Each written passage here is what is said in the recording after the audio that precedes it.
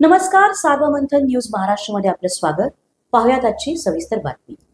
या पवनभूमीमध्ये आम्ही एका आत्मचिंतन बैठक ठेवली होती आणि त्यातून आता सरकारचं एकंदरीत जे काही बनवाबनवीचं उत्तर आहे ते फार निषेधार्थ आहे. मुख्यमंत्री असं म्हणत होते का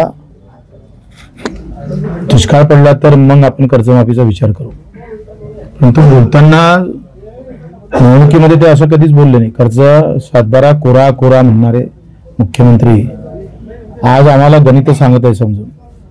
खरं तर दुष्काळापेक्षा जास्त झड कमी भावाने भेटते. हातात आलेलं पीक जेव्हा कवडीमोल मातीच्या भावात विकावं लागतं, मुख्यमंत्री महोदय ते दुष्काळापेक्षा जास्त चटके देणारे असतं. याचा अधिक अभ्यास करा आणि पुन्हा कर्जमाफीचा विचार करा. या चिंतन बैठकीत हे ठरलंय का निवड कर्जमाफीची नाहीच तर हमीभावाची आणि पेरणी ते कापणीपर्यंत सगळी कामं MRHS मध्ये दोन पैकी एक काही करा. एकतर हमीभावाच्या कायदा करा आणि त्या कायद्याखाली सगळ्या हमीभावाची दुरुस्ती करून 50% नफा धरून हमीभावाचा कायदा करावा आणि सगळ्या हमीभावाच्या खाली एकही दाना विकला गेला नाही पाहिजे. एकर कैची खबरदारी घ्यावी, नाहीतर पेरणी ते कापणीपर्यंत सगळी कामं MRHS मध्ये करावे. मेंढपाळ असेल, मच्छीमार असेल आणि दिव्यांगाचे काही प्रश्न असेल हे लगेच आम्ही त्यांना काही दिवस अजून देतो आहे. गणपतीच्या काळामध्ये गणपती उत्सव जे आहे त्या काळात फिरता गणपती बसून मराठवाड्यात किंवा नागपूरले पदयात्रा काळाची ते आम्ही ठरवणार आहोत.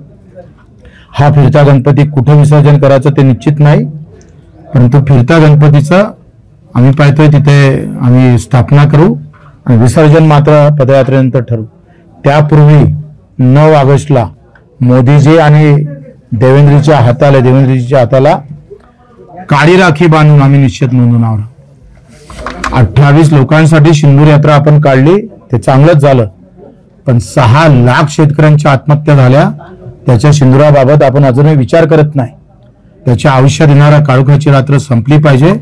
बियाणं डुप्लिकेट मिळतं, बोगस बियाणं, बोगस औषधी, रानडुकरं, वन आम्ही पाहतो वन्य प्राण्याचा त्रास आणि न भेटणारा हमीभाव हा शेतकऱ्याला खाऊन टाकत आहे.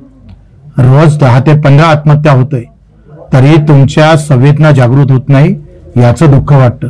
एकाकडे शेतकऱ्यासाठी फाशी घेऊ अशी भाषा बोलणारे वसंतराव नाईक आणि दुसऱ्या इकडे फासावर जाणाऱ्या शेतकऱ्यासाठी साधी चिंता नसणारे मुख्यमंत्री. हा दोन मोठा फरक आहे.